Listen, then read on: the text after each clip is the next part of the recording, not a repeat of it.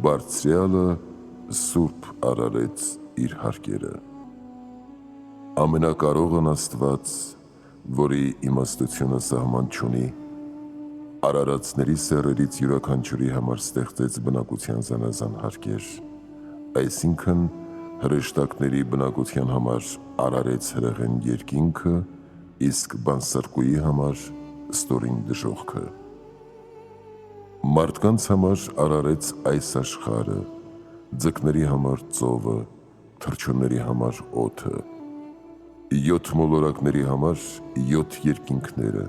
իսկ 8-րդը, որը հաստատությունն է, դարձրեց անմոլար աստղերի բնակության հարկը։ Ուստիև պատշաճ իսկ էր, որ իր համար ստեղծի բնակության հարկ ըստ իր սրբության։ Իր սուրբ հարկն Աստված կրկնակի արարեց երկնքում և երկրի վրա։ Եվ երկնքում երկուսն են սուրբ հարկերը, մեկն իմանալի, մյուսը զգալի, զգալի ինչպես հրեղեն երկինքը և իմանալի ինչպես հրեշտակների ու սուրբերի կամքը, որոնք Աստծո հանգստյան հոգևոր հարկերն են, ինչպես ասում է մարգարեն.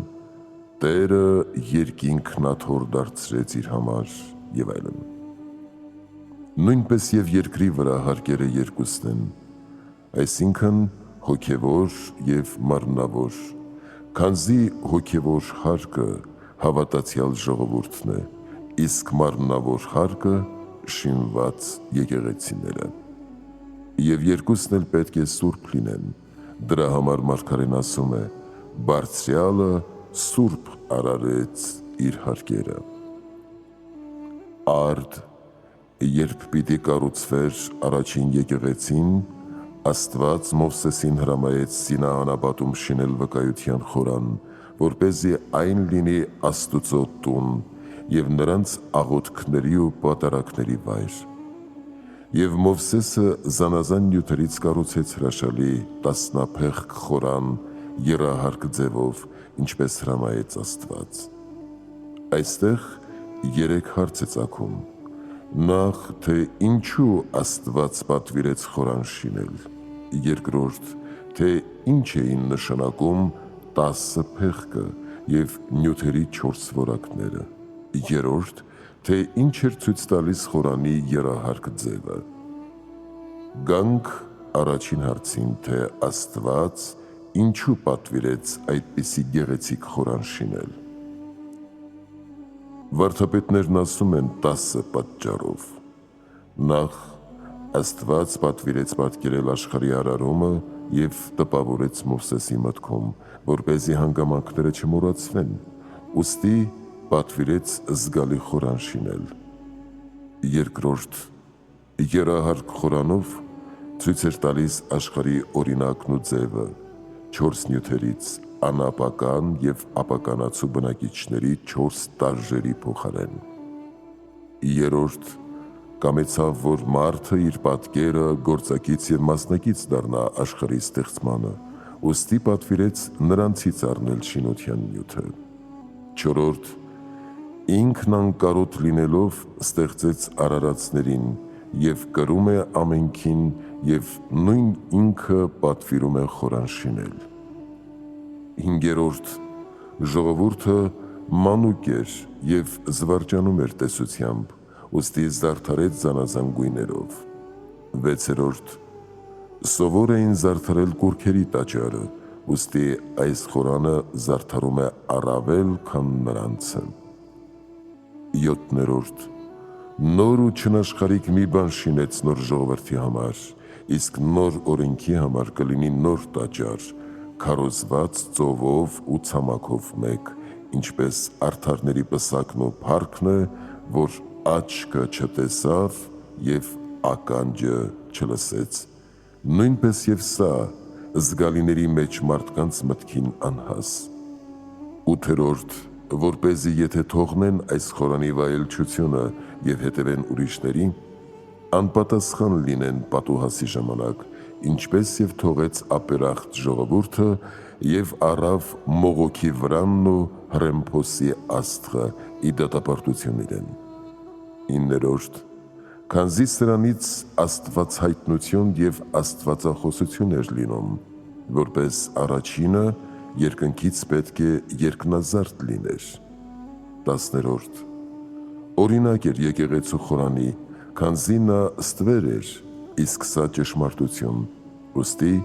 գեղեցկազարդ շինվեց։ Երկրորդ հարցը, թե ինչ է նշանակում խորանի 10 փեղկը։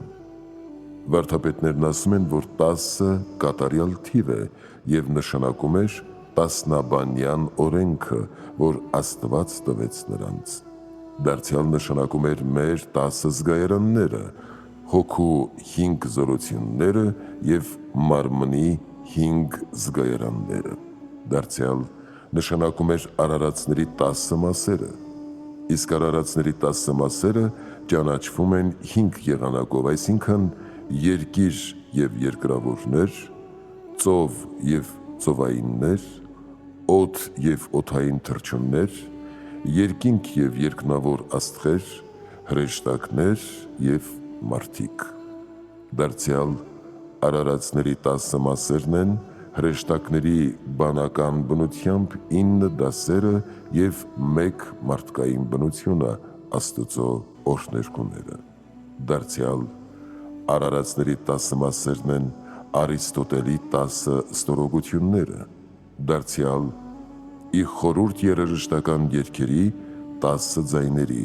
որոնք եկեղեցիներում քաղցր ձայնով միշտ օրհնաբանում են Աստծուն, այսինքն 4 ձայների, դրանց 4 կողմերի և 2 ստեղիների։ Դարձյալ հորինակ նախապատիվ մարդկանց 10 դասերի, որոնք հետևյալներն են՝ հայրեր, նահապետներ, օրենսդիրներ, քահանաներ, դատավորներ, թագակալներ, մարգարեներ, առաքյալներ, վարդապետներ և վկաներ։ Իսկ նյութը 4 տեսակ գույներով է, որ նշանակում էր 4 տաժերը, քանզի տաժերի բնական որակներն են սևը, հողինը, սպիտակը, ջրինը, կարմիրը, օդինը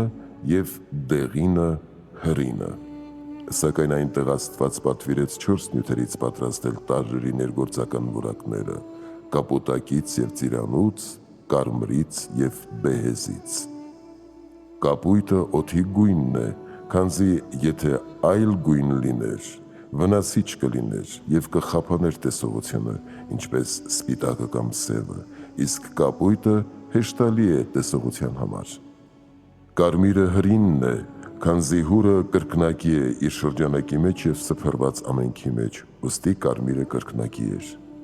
Իսկ ծիրանին ջրինն է, քանզի կոնքելոսը, որ ներկում է ծիրանին, ջրից է։ Եվ բեհեզը հողինն է, քանզի վուշը, որ սպիտակ է, հողից է լինում։ Իսկ մեր մեջ հոգեպես 4 գույնը նշանակում է 4 առաքինությունները, ծիրանին թագավորական է, որ մեր մեջ խոհեմությունն է, սպիտակ բեհեզը ցույց է տալիս ողջախոհությունը, կապույտը քաջության զորությունն է մեր մեջ, իսկ հրակերպ կարմիրը արդարությունն է ամենքի մեջ սփռված և կարգավորում է մեր մյուս առաքինությունները։ Իսկ խորանի ձևը նման էր Սագաշեն եկեղեցու, երկարությունը 28 կանգուն, բարձրությունը 10 կանգուն և լայնությունը 20, իսկ մեզ համար 10 նշանակում է մանկության հասակը, 20-ը պատանի զինվորության և 28-ը երիտասարդ հասակը, որը 4/7 է։ Արտաքին սրահի պատվարն իր մեջ էր ընդգրկում խորանն ամեն կողմից, 100 կանգուն երկարությամբ հյուսիսային և հարավային կողմից, իսկ արևելյան և արևմտյան կողմից 50 կանգուն լայնությամբ, իսկ բարձրությունը 15 կանգուն էր, որպեսզի խորանը չերևա։ Սրբությունների սրբությունն արևելքից էր, քանզի Երուսաղեմը նրանց արևելյան կողմում է և սրբությունը մեջ է, իսկ սրահը արևմուտքից, այսինքն մեր եկեղեցին։ Այս մասին հայտնապես ասում է Աստվածաշունչ Սուրբ Գիրքը, թե սուրբերի սուրբն արևելյան կողմում էր։ Երրորդ հարցը. ինչ է նշանակում երահարկ խորանը։ Ասենք, որ 5 բան է նշանակում։ Նախ նշանակում է աշխարհի ձևը և սրբություն սրբոցը, լուսեղեն երկինքը և անջրպետ հաստատությունը, իսկ սրբությունը երկինքն է, ուր շարժվում են լուսավորները, վարագույրն այս օդն է, իսկ արտաքին սրահը այս աշխարհը, մարմնավոր վայրը։ Երկրորդ, երկնայինների ձևն ունի, առաջինը աթոռներինն ու քերովբեներինը, միջինը տերություններինը և վերջինը հրեշտակների դասինը։ Երրորդ, եկեղեցու ձևով է, ուր բեմն է եկեղեցու միջնամասը և արտաքին գավիթը կամ ժամատունը։ Չորրորդ, մեր իմացումը սրբություն սրբոցը, հոգին սրբությունը, իսկ մեր մարմինը աշտաքին սրահը։ Հինգերորդ, քահանաներն ու քահանայապետներն առաջինը, սրկավագներն ու սպասավորները միջինը, իսկ ընդհանուր ժողովուրդը սրահը։ Սրանք էին այն հարցերն ու պատասխանները հին վկայության խորանի մասին, որ ասում է. Բարձրյալը սուրբ արարեց իր հարկերը, սակայն ինչպես վերն ասվեց, թե երկրի վրա կրկնակի է Աստծո հարկը, այսինքն մարմնավոր և հոգևոր, հոգևոր ինչպես քրիստոնյա ժողովուրդը և մարմնավոր ինչպես քարերից շինվածները։ Արդ նախ լինում է շինված եկեղեցու մասին հարցը և ապա դրանից հետո կենդանի տաճարի։ Իսկ մարմնավորի մասին այսպես է, թե Աստծուն պետք է պաշտել միայն հոգևորապես երկնքում, թե նաև մարմնավոր եկեղեցի շինել երկրի վրա։ Վարդապետներն ասում են, թե Աստծուն առավելապես պետք է պաշտել հոգեպես, նաև մարմնապես և զգալապես պաշտելի է Աստված, և սա 3 պատճառով։ Նախ, քանզի Աստված 3 տեսակ բարիք պատրաստեց մեզ։ Առաջինը հոգևոր բարիք է, ինչպես մեր բանական հոգին։ Երկրորդը մարմնավոր բարիք է, բայց ներքին, ինչպես մեր մարմինը։ Երրորդը մարմնավոր և արտաքին, ինչպես ունեցվածքը, ոսկին ու արծաթը։ Եվ այս պարգևների համար պարտավոր ենք ծառայել նրան, ոչ թե նա կարոտ է դրանց, ինչպես ասում է Սաղմոսը, թե դու իմ բարիքների կարիքն ամենևին չունես, այլ քանզի նա ստեղծող է, իսկ մենք ստեղծված, պարտավոր ենք ամեն ինչով ծառայել նրան։ Առաջին հոգով, այսինքն ջերմ սիրով և սուրբ աղոթքով։ Երկրորդ մարմնով, այսինքն ծննդրությամբ և երգերով։ Երրորդ արտաքին ունեցվածքով եկեղեցի շինել և պատրաստել եկեղեցու ամբողջ սպասքն ու զարդերը։ Երկրորդ, վարդապետներն ասում են, թե 3 տեսակ է հոգին։ Առաջինն այն է, որ մարմնով ծնվում է և մարմնով մեռնում, այսինքն անասունների հոգիները։ Երկրորդ, որ ծածկված է մարմնով, սակայն մարմնի հետ չի մեռնում, ինչպես բանական հոգին։ Երրորդը, որ ծածկված չէ մարմնով, ոչ էլ մեռնում է մարմնի հետ, ինչպես հրեշտակները։ Եվ ինչպես հոգին 3 տեսակ է, նույնպես և ճանաչումը 3 տեսակ է, քանզի անասունները ճանաչում են միայն այն, ինչ մարմնավոր է, այսինքն 5 զգայարաններով։ Իսկ մարդիկ բանական հոգով ճանաչում են ոչ միայն մարմնավորները, այլև հոգևորները, սակայն նախ ճանաչում են մարմնավորները և ապա մարմնավորի միջնորդությամբ ճանաչում են հոգևորը, ինչպես ասում է առաքյալը։ Աստծո աներևույթ արարածները ճանաչվում են երևացողներով։ Իսկ հրեշտակները ճանաչում են հոգևորները և մարմնավորները, սակայն նախ հոգևորները և հոգևորի միջնորդությամբ մարմնավորները։ Ապա ուրեմն պարզ է, որ այս բնությամբ է, որ մարդիկ այս մարմնով բարձրանում են դեպի երկնայինների սերն ու ճանաչումը։ Այդ պատճառով Աստծուն պետք է պաշտել հոգևոր և մարմնավոր բաներով։ Երրորդ պատճառ, քանզի բժիշկներն ասում են, թե 2 ներհակները միմյանց վերացնում են։ Արդ մարդու հիվանդությունը հպարտությունից էր, ինչպես Օծն ասաց, թե աստվածների պես կլինեք ճանաչելու բարին և չարը։ Ուստի պետք էր, որ խոնարհությամբ առողջանար, իսկ կատարյալ խոնարհությունն այն է, որ մեկը խոնարհվի ավելի փոքրի առջև։ Մարդը, որ հոգուց եւ մարմնից է, ավելի բարձր է, քան այն, որ միայն մարմնավոր է։ Այդ պատճառով, երբ խոնարհվում է դեպի ավելի փոքրը, ինչպես եկեղեցի շինելը, նրանից հոգևոր եւ մարմնավոր սրբություն եւ առողջություն է ստանում։ Եվ պետք է գիտենալ, որ շինված եկեղեցին 3 տեսակ փրկություն ունի, որ մեծարվում ու պատվվում է մեզանից։ Առաջին հիմնարկեքը, որ եպիսկոպոսը դնում է առաջին քարը, եւ այս ունենք Հակոբից, երբ Բեթելում մոծեց վեմը եւ վայրը կոչեց Աստծո տուն եւ երկնքի դուռ։ Երկրորդ եկեղեցու օրհնությունը եւ այս ունենք Մովսեսից, երբ օրհնեց խորանն ու նրա ամբողջ կահքն օծեց յուղով։ Երրորդ եկեղեցու սպասքը, ինչպես նյութեղեն եկեղեցին, նյութեղեն սեղանը, գինին եւ խորհրդական այլ յուղեր, նյութեղեն ինչ որ Աստված ընտրել է ի պատիվ իր անվան։ Իսկ մարդը, որ մեծ է,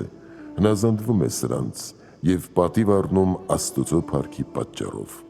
Սա կատարյալ խոնարհություն է, որով բժշկվում է մեր հոգևոր հիվանդությունը, այսինքն հպարտությունը։ Այդ պատճառով Նեեման ասորին,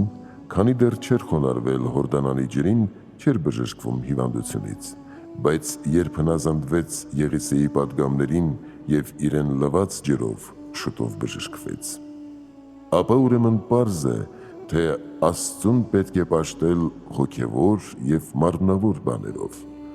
Ուստի եկեղեցիներ ու սեղաններ ենք շինում, որպեսզի այստեղ պաշտենք Աստծուն, սակայն ոմանք հակառակվում են մեզ 4 կերպով։ Նախ երկրորդում են Սամարացի կնոջ խոսքը, որ հարցրեց Քրիստոսին, թե մեր հայրերն այս լեռան վրա էին երկրպագում, իսկ դուք ասում եք, թե միայն Երուսաղեմում պետք է երկրպագել։ Հիսուս պատասխանեց. Դուք երկրպագում եք նրան, որին չեք ճանաչում, մենք երկրպագում ենք նրան, որին ճանաչում ենք։ Աստված հոգի է, եւ նրան երկրպագողները հոգով եւ ճշմարտությամբ պետք է երկրպագեն։ Ապա ուրեմն սրանից երևում է, թե Աստծուն միայն հոգեպես պետք է պաշտել։ Սակայն վարդապետները սրան պատասխանում են, թեև հոգի է, սակայն ստեղծող է մարմնավորների, այդ պատճառով նրան պետք է պաշտել նախ հոգևորապես եւ երկրորդ մարմնավորապես, որպեսզի հայտնի լինի, թե Աստված արարիչ է ոչ միայն հոգևորների, այլև մարմնավորների։ Իսկ մանիքեցիները 2 աստվածներ ասելով մոլորվեցին, մեկն աներևույթների ստեղծիչ, մյուսը երևացողների, ուստի միայն հոգեպես էին պաշտում։ Իսկ մեր հավատացյալների Սուրբ եկեղեցին հոգևոր եւ մարմնավոր է պաշտում Աստծուն, որպեսզի մանիքեցիների մոլորյալ աղանդը վերանա եւ կորչի։ Երկրորդ ոմանք հակառակվում են, թե պետք չէ օրհնել եկեղեցին, սեղանը, ավազանը կամ եկեղեցու որևէ այլ սպասք։ Եվ ասում են նախ, թե ինչ որ շինում ենք Աստծո անունով, Աստծո անունն է այն սրբում եւ ոչ մարդը։ Երկրորդ, քանզի մենք նրանցից ենք սրբություն ստանում, այսինքն եկեղեցուց, ավազանից եւ սեղանից, արդ ինչպես ենք մենք սրբում եւ օրհնում մեզ սրբողին։ Առաջինին պատասխանում ենք, թեպետ Աստծո անունով ենք շինում եկեղեցին եւ սեղանը, սակայն պետք է օրհնել եւ սրբել այն, քանզի սրբությամբ աղաչում ենք Աստծուն, որ հավանի եւ խոնարհվի դեպի այն եւ իր անունը դնի նրա վրա։ Երկրորդին պատասխանում ենք, թեպետ մենք ենք սրբվում եկեղեցուց եւ ավազանից,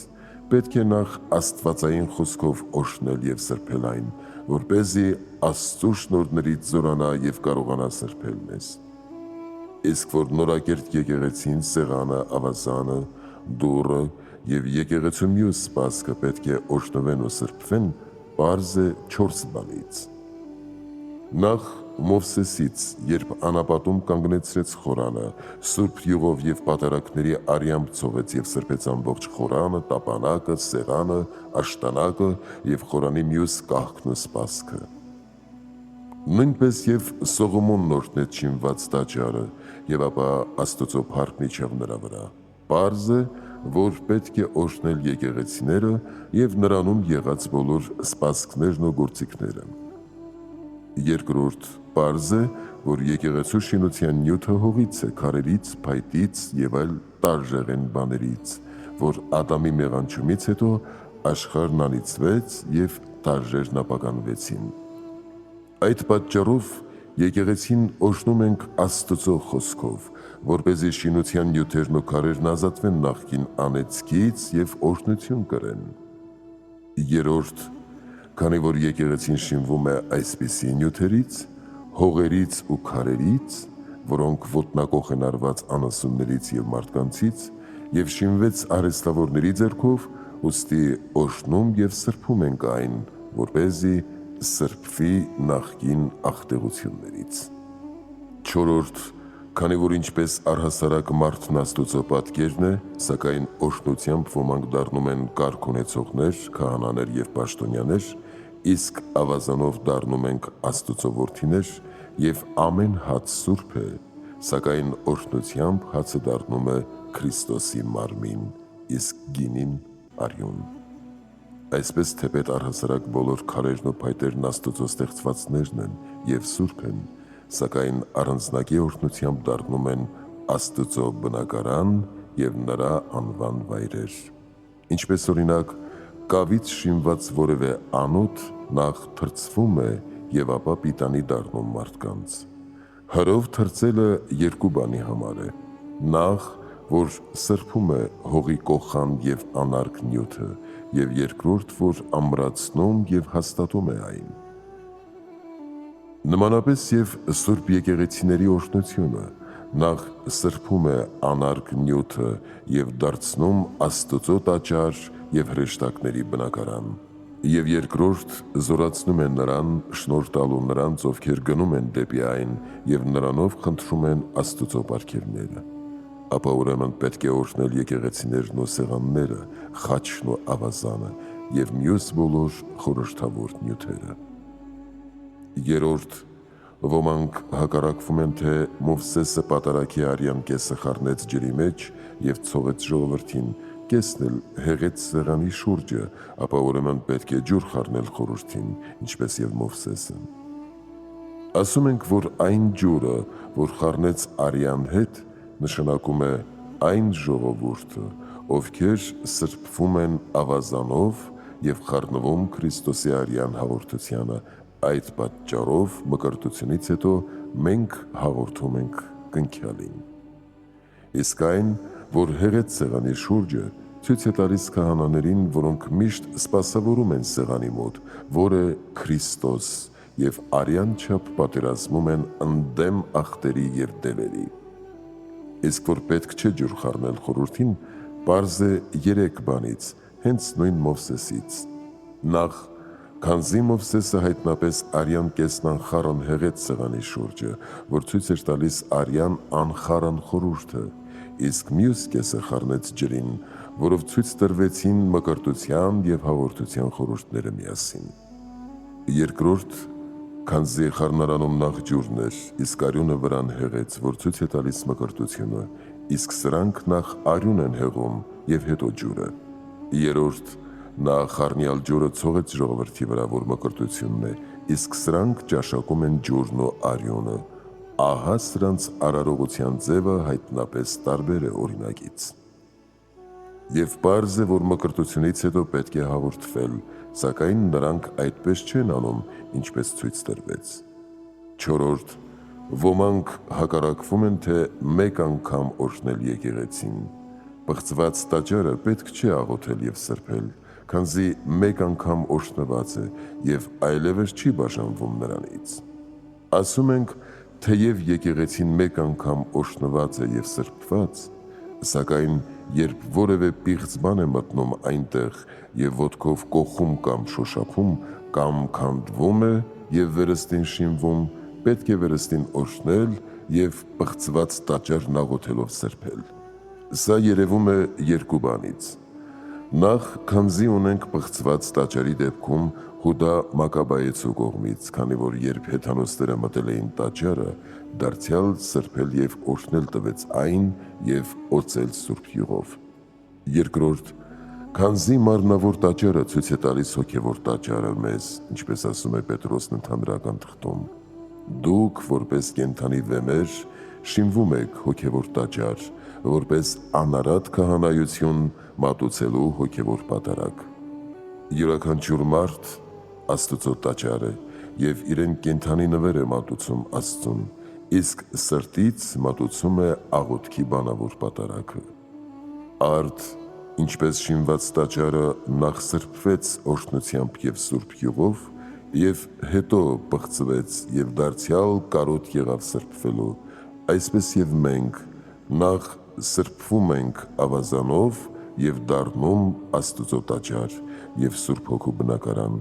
իսկ հետո պղծվում եւ աղտեղվում ենք ներգործական մեղքերով եւ դարձյալ զղջմամբ, խոստովանությամբ եւ ապաշխարությամբ վերստին սրբվում ենք մեղքերից եւ դառնում Աստծո տաճար։ Սա նշանակում է այն պղծված տաճարը եկեղեցին, որ սրբվում է։ Դարձյալ ինչպես գերության 70 տարիներից եւ տաճարի պղծումից հետո նախ տաճարը շինվեց Զորաբաբելի կողմից, իսկ հետո նրա կողմից կանգնեցվեց Պարիսպը մեր տաճարի խորհրդի օրինակով։ Այսպես, երբ գերվում ենք մեղքերից, մեր 7 զգայարաններով ավերվում է մեր սրբության տաճարը, իսկ երբ զղջում ենք մեր մեղքերի համար,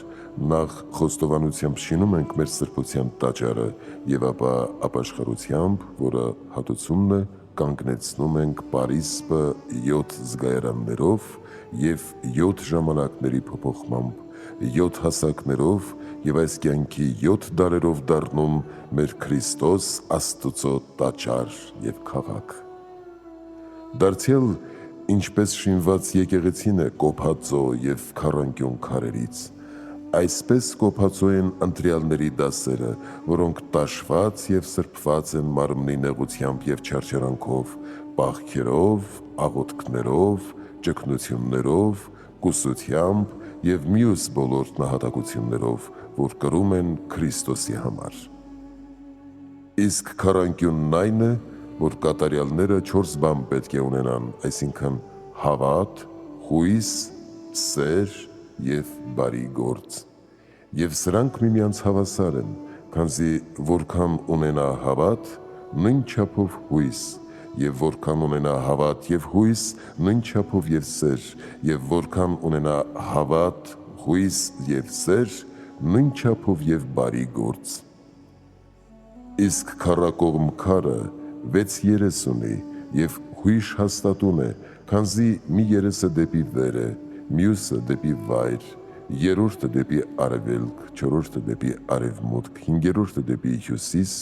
վեցերորդը դեպի հարավ։ Այսպես քրիստոնյան, որը եկեղեցու բանավոր քար է եւ վեմ, պետք է լինի քառակողմ եւ ունենա 6 երես։ Առաջին երեսը լինի երկնքի կողմը, որպեսզի հանապազ խոկա արքայության փառքը։ Երկրորդ երեսը դեպի վայր, որպեսզի մտաբերի դժոխքի տանջանքները։ Երրորդը դեպի արևելք, որպեսզի մտաբերի թե իր մոր արգանդից մերկ ու լալով եկավ այս աշխարհ։ Չորրորդը դեպի արևմուտք, որպեսզի հանապազ խոկա թե մերկ, աղքատ եւ լալով ենք կամենում ելնել այս աշխարհից մահվամբ։ Հինգերորդը դեպի հյուսիսի կողմը, որպեսզի փախչի չարությունից, սառեցումից եւ բարիքների պակասությունից։ Վեցերորդ դեպի հարավի կողմը, որը ջերմային է, որպեսզի հանապազ խոկա Քրիստոսի ջերմեռանդ սիրո մասին, որը մեզ համար կրեց բազում չարչարանքներ եւ մահ։ Այս է նշանակում եկեղեցու շինության քարերի 6-ակողմ երես ունենալը։ Դարձյալ, ինչպես ասում է Թագավորությունների գիրքը, թե Սողոմոնի տաճարի շինության ժամանակ մուրճի կամ ուրաքի եւ սղոցի եւ երկաթյա որևէ գործիքի ձայն չլսվեց տաճարի շինության մեջ, քանի որ բոլոր քարերը դրսում էին պատրաստում։ Այսպես եւ հոգևոր եկեղեցու քարերը, որոնք բոլորը սուրբ են, պատրաստվում են այս կյանքում եւ տաշվում նեղությամբ ու չարչարանքով եւ ապա աշինվում վերին Երուսաղեմում, ուր չկա որևէ նեղություն կամ աղմուկ, որտեղից մերժված են ցավերը, տրտմություններն ու հեծությունները եւ միշտ հարազվարճ բերկրանքով ուրախացած եւ հանգիստ են առած հավիտենական կյանքում Քրիստոս Հիսուսով մեր Տիրոջով, որ օրհնյալ է իր հոր եւ ամենասուրբ հոգու հետ հավիտյանս հավիտենից ամեն։